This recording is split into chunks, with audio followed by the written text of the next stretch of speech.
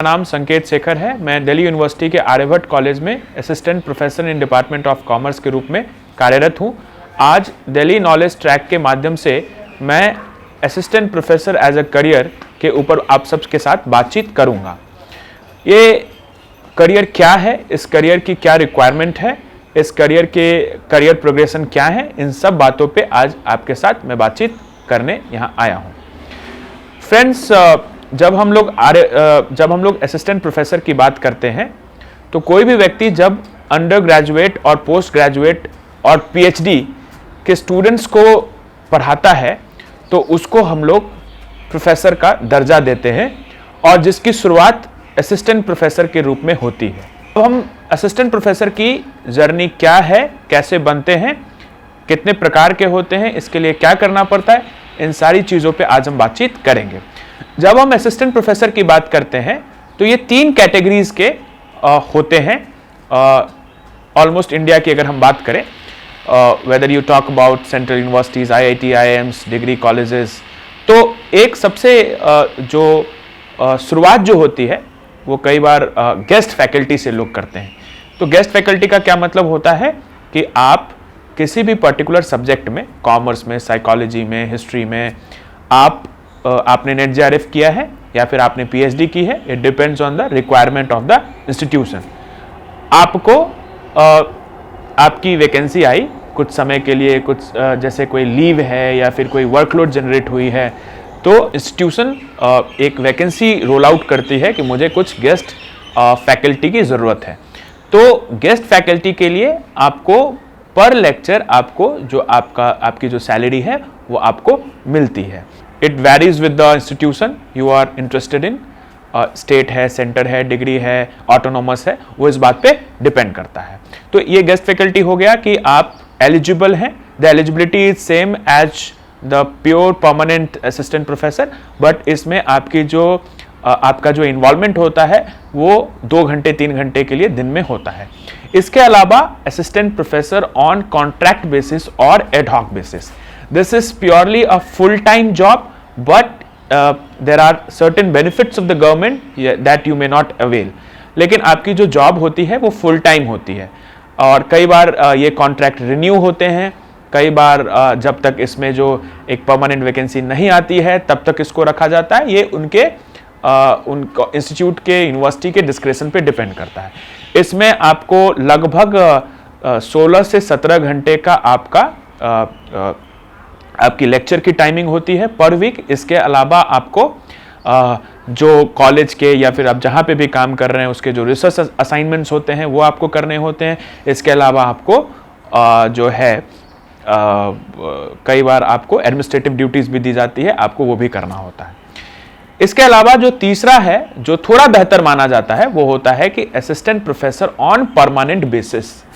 Assistant professor on permanent basis में government के, चाहे स्टेट गवर्नमेंट में है चाहे फिर आप सेंट्रल गवर्नमेंट में है, आपका इंस्टीट्यूशन जिस कैटेगरी में आता है वहाँ की जो भी सर्विसेज हैं, जो भी बेनिफिट्स हैं, चाहे वो मेडिकल हो, एनपीएस हो, एलटीसी हो, वो आप अवेल कर सकते हैं। इसके अलावा जो फ़ायदा होता है assistant professor on permanent basis का कि you will get increment every year. इसके अलावा you may gate you may be eligible for promotions।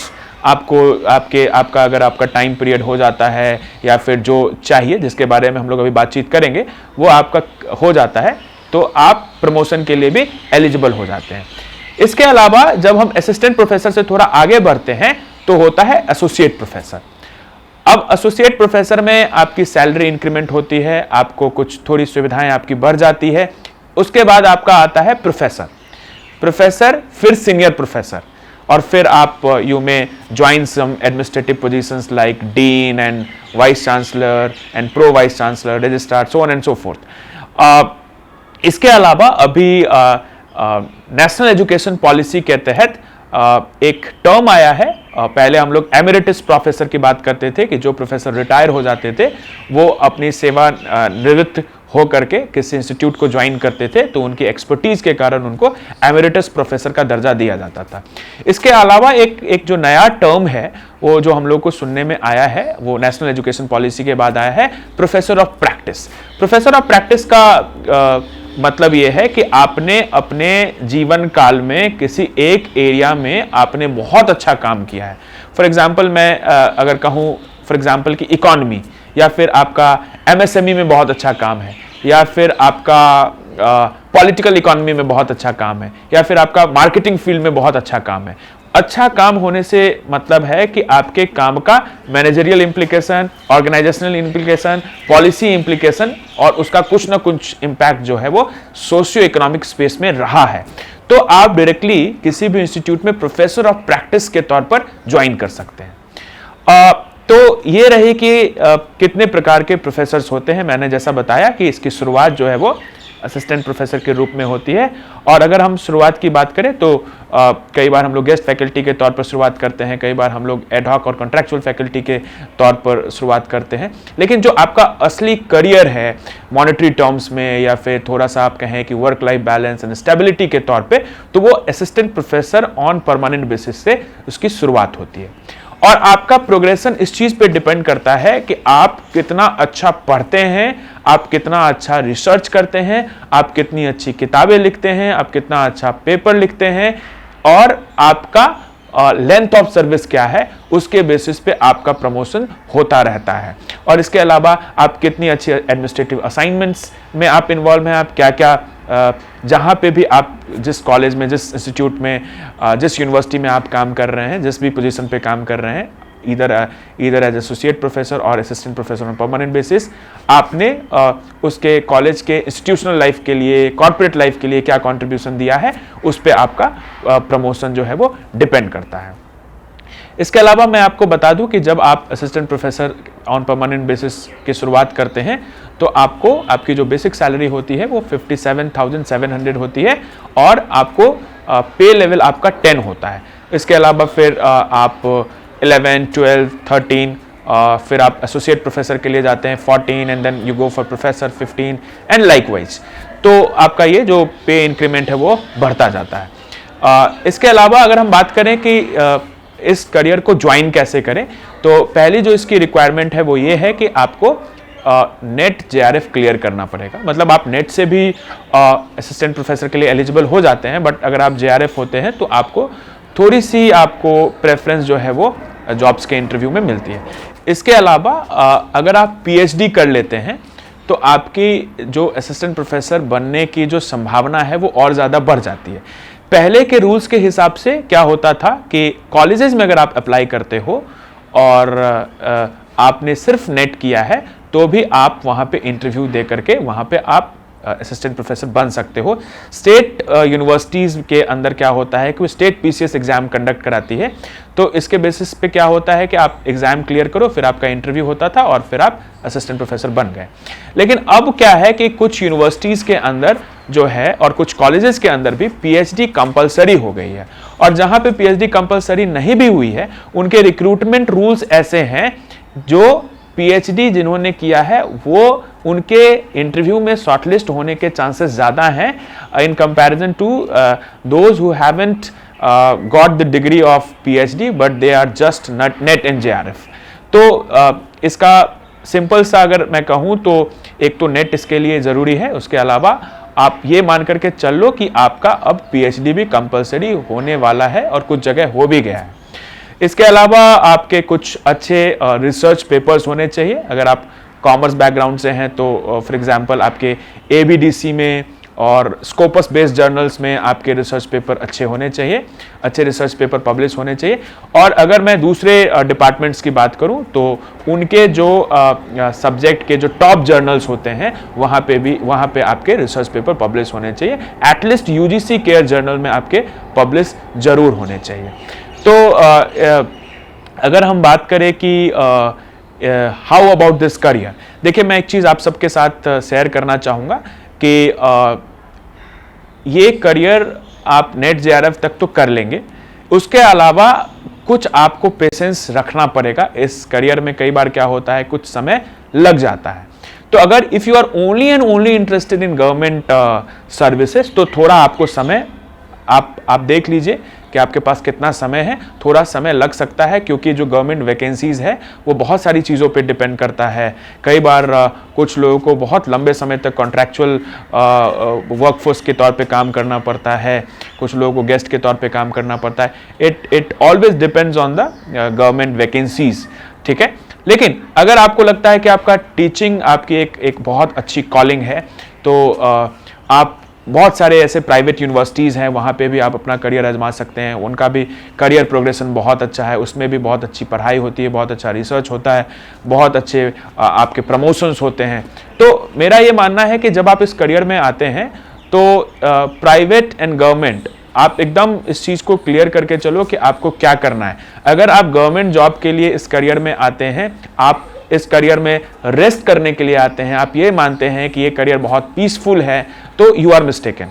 आप गवर्नमेंट जॉब के लिए आते हैं तो हो सकता है कि आपको लंबे समय तक इंतजार करना पड़े। कुछ कई स्टेट यूनिवर्सिटीज़ में, कई स्टेट पीसीएस में ऐसा भी होता है कि रेगुलर एग्जाम्स होते हैं, बट वो फिर आपका आपकी प्रेफरेंस डिपेंड करती है कि आपको कहाँ रहना है, आपको मेट्रो सिटीज़ में रहना है या फिर आपको स्टेट गवर्नमेंट में भी आप जॉब कर सकते हैं, आपको सेंट्रल में। वो आपके डिज़ायर पे डिपेंड करता है कि आपको कहाँ रहना है। लेकिन आप ये मान करके चलो कि अगर आपका प्रेफरेंस ये है कि ये जॉब बहुत पीसफुल है, तो मैंने जैसा आपको बताया कि आपको research, teaching and administrative assignments तीनों को साथ में लेकर के चलना पड़ेगा। आपको अपने आप को हमेशा अपडेट करके रखना पड़ेगा, आपको हमेशा रिसर्च करना पड़ेगा। और दूसरा ये कि अगर आप ये चाहते हैं कि सिर्फ और सिर्फ गवर्नमेंट जॉब में ही जाएंगे तो आप ये मान करके चलो कि ऐसा नहीं है। आपके प्राइवेट में भी अच्छे प्राइवेट इंस्टीट्यूशंस भी अच्छा पे करते हैं, वहाँ पे भी आपका करियर ट्रैक बहुत अच्छा होगा। तो मेरा ये मानना है कि this job is all about teaching and research whether you work in private और गवर्नमेंट। आप अगर ये काम दोनों में अच्छा करोगे तो आपको in terms of monetary benefit, in terms of career progression, आपका जो करियर ट्रैक है वो बहुत अच्छा हो जाएगा। और एक चीज़ मैं और आपको बताना चाहूँगा कि इस करियर में शुरुआत कैसे करें। गवर्नमेंट, प्राइवेट में जॉब करना, गवर्नमेंट में जॉब करना, ये तो अलग बात है। बट अगर आपको लगता है कि मैंने नेट जेआरएफ क्लियर कर लिया है या मेरी पीएचडी हो गई है तो अब मैं क्या करूं, मैंने जो तरीका अपनाया था वो मैं आप सबके साथ भी शेयर करना चाहता हूं कि अगर आपने मान लीजिए कि आपका नेट जेआरएफ क्लियर हो गया है या फिर आपको लगता है कि एक पर्टिकुलर एरिया में आपका बहुत अच्छा स्पेशलाइजेशन है, बहुत अच्छा काम है, आप बहुत अच्छा अपने आप को मानते हो in terms of teaching and research, तो आप अपनी एक अच्छी सी सीवी बनाओ। और आप चाहे वो गवर्नमेंट ऑर्गेनाइजेशंस हो चाहे प्राइवेट ऑर्गेनाइजेशंस हो, आप वहाँ पे उन सीवीज को भेजना स्टार्ट करो। if possible you may contact professors, deans over there and you may speak to them that I am eligible, I am interested in teaching। कई बार क्या होता है ना, रिसर्च एंड एजुकेशनल इंस्टीट्यूशंस में कई छोटे से छोटे बड़े से बड़े मौके मिलते रहते हैं। तो मुझे तो लगता है कि हमको जब भी छोटे मौके मिले, अगर आपका रियल कॉलिंग टीचिंग है तो आप छोटे मौके से भी अपना करियर स्टार्ट कर सकते हो। आपको कई बार गेस्ट वैकेंसी में आपको पढ़ाने का मौका मिलेगा, कई बार आपको एकेडमिक कोऑर्डिनेटर का मौका मिलता है, या कई बार जैसे आईएम्स में क्या होता है कि they ask for teaching assistant, academic associate. तो क्या होता है कि your role will be to help them out in designing their lectures, PPT and so on and so forth. तो उसमें क्या होगा कि उसमें भी आप बहुत सारी चीजें सीखोगे। तो आपको लगता है कि इस करियर में आप आओगे और आपको ओवरनाइट गवर्नमेंट जॉब मिल जाएगी, ऐसा नहीं है। आपको थोड़ा पेशेंस रखना पड़ेगा। मीनवाइल मैं आपको हमेशा यह सजेस्ट करूंगा कि आपके घर के आसपास या आप जिस शहर में रहते हैं या जहां पे भी रहते हैं, वहां पे जो एकेडमिक इंस्टीट्यूशंस हैं कॉलेज लेवल पे, जहां पे यूजी पीजी की पढ़ाई होती है, you go to the deans and the heads of the institution, faculty of the institutions. आप लिंक्डइन के माध्यम से या फिर आप इन पर्सन जाके उनसे मिल सकते हो, मेल से कांटेक्ट कर सकते हो। आप वहाँ पे जाकर के अपनी टेस्टिमोनी, अपनी जो आपका कवर लेटर है उसके साथ आप अपनी सीवी अटैच करो और उनको भेजो। और कई बार आप उनसे इन पर्सन भी जाके बातचीत करो। ऐसे क्या होते हैं कि कई बार हमको मौके मिलते हैं, और जब एक बार ब्रेक थ्रू हमको अपने लाइफ में मिल जाता है तो फिर ऐसा होता है कि कई बार वो मौके खुलने लगते हैं। क्योंकि जब हम पढ़ाना एक बार स्टार्ट करते हैं, रिसर्च स्टार्ट करते हैं, तो फिर हम खुद भी धीरे धीरे मैच्योर होना स्टार्ट हो जाते हैं कि what is our actual calling और हमको क्या करना चाहिए। वो इसका रास्ता आपके लिए खुद खुलना स्टार्ट हो जाएगा। So after NET JRF, don't wait. If you are really interested in teaching, don't wait for the government opportunity, start wherever you are. इसके साथ मैं दिल्ली नॉलेज ट्रैक के प्लेटफॉर्म को धन्यवाद देना चाहूँगा कि मुझे मौका दिया कि मैं आप सबसे ये जो असिस्टेंट प्रोफेसर की जर्नी है उसको शेयर कर सकूँ। Thank you.